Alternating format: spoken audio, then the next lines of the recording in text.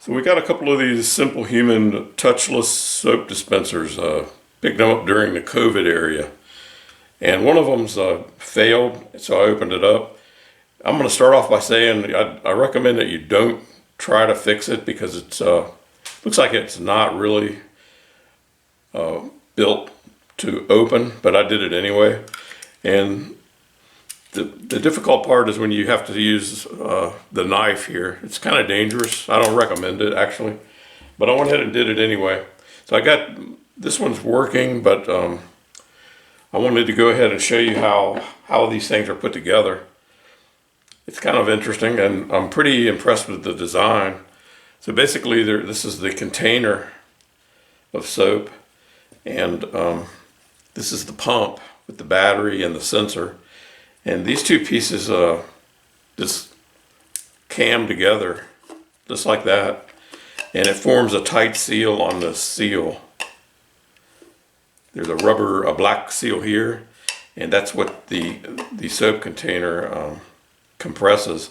And then there's another clear seal, which actually just centers it in this housing. So basically, this part here is when you install it in the case here, they're basically just compressed and captured. They're inside the stainless steel piece. And then there's this little button here that's you have to press it in when you pull it out. I'll show you that. But the way I got this piece open, it's I think you can make a tool to do it, but I just used some channel lock pliers and grabbed it right here on this edge here, the base part,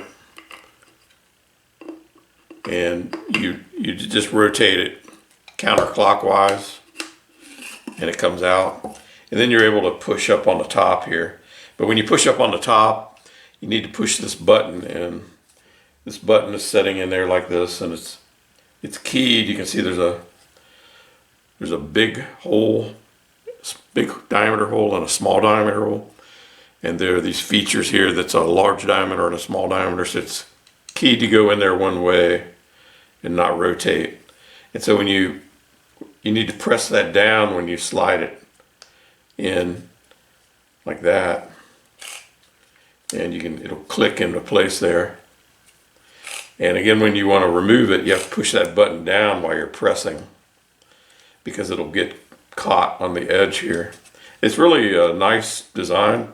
I was very impressed with the design of it until I got to the part where I needed to take this top off here. This is where it gets a little difficult, and it was actually the two pieces are just glued, and I just had to cut it with a knife and separate the two. And also this piece here, you also put that on later afterwards, and it's metal, and it kind of, you have to push it in and slide it, and that'll be glued as well. That was a little hard to get off without damaging. Actually, it did get damaged a little bit. I think it's actually it's plastic with like a foil covering on it. But anyway, it stopped working, so I opened it up, and the problem I found, see if you can see here, this is the battery here. The battery had just given up. It wouldn't take a charge or work. So I pulled the battery out. It has just a simple connector. It comes out, and this is what the battery specs are here. 3.7 volt and 750 milliamp hours. And so it has a date of 2015 on there. It's when the battery was made. So I didn't have a battery like this, and I didn't really want to buy one, but I did happen to have a battery like this, and the connectors are the same. I was thinking I might have to change the connectors. And I also wanted to make sure that before I plugged it in, that the pin are the same. A lot of these, I don't know if there's a standard or not, but these happen to be the same. The negative and the positive are in the same location. I've seen other batteries where they're different, so you want to be careful about that. Otherwise, I was just going to cut this and attach it to my battery, but I don't have to. And so what I can do is just plug this battery in here.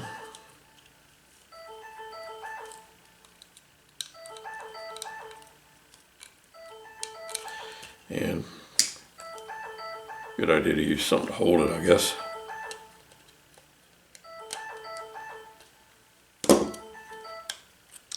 So the battery's in now, and I just need to find a place to put it. I'm going to put it right in this kind of the same spot it was in before. You can already hear it's trying to work and squirting soap on me. Maybe I can turn it off. I think if you hold it, let's see.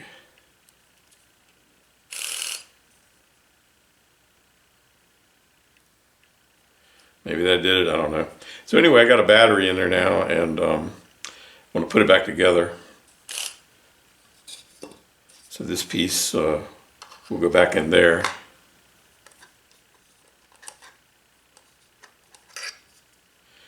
And it appears that it holds that PC board at the top, which that's a good idea because it was kind of flexing when I pressed it.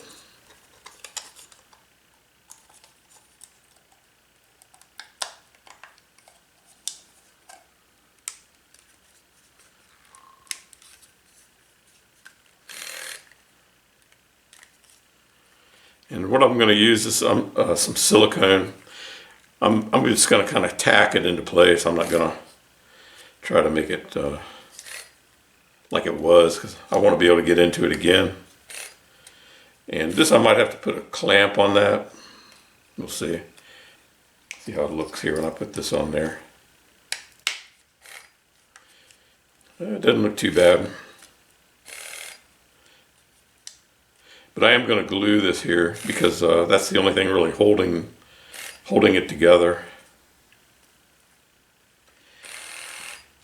And so, yeah, so you can hear it's trying to.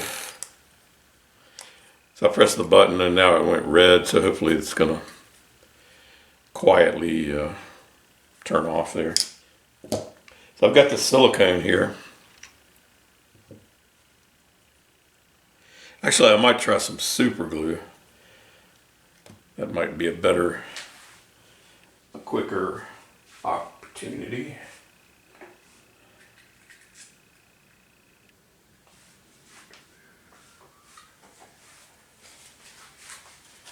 Yeah, I think I'll go with this super glue here. It's like a gel.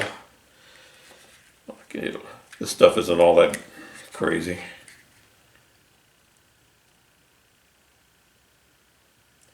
They used to call it crazy glue, but there's a lot more crazier things out there now than then.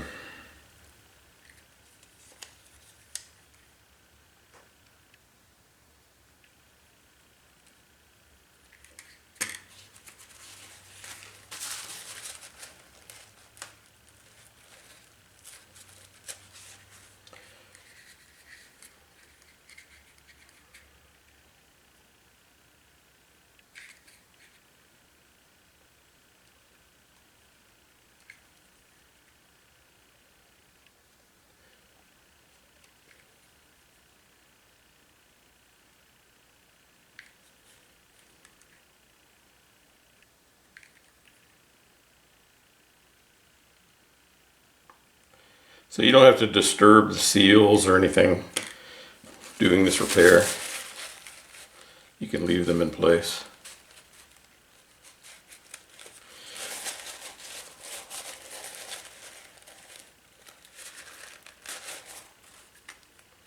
And I'm going to squeeze that together for a little while. So I've replaced the battery in this Simple Human touchless soap dispenser. Here's the old battery. Got a new one in there. And I've glued the top back on, and now I'm going to assemble it back together. And it's pretty simple. This thing's really well designed. I really like it. So this cutout corresponds with this area here. And what you have to do, this little button here, you have to put that in place. There's a indent, a large diameter and a small diameter. You have to make sure you get the button oriented correctly. There's the large diameter feature goes on top. And what you do is you press it in while you slide it. And now you can see it's going to click into place and allow you to use it. And now all I have to do is insert the container here. And you insert it in and you twist it clockwise. And it was kind of stuck when I opened it, so I had to use a pair of these channel lock pliers, and I just grabbed it right here on this bottom edge here and was able to rotate it. But now that I've had it out and it's cleaned, I'm able to just do it by hand. So this soap dispenser is now ready for use. I'm going to go ahead and charge it up and put some soap in there.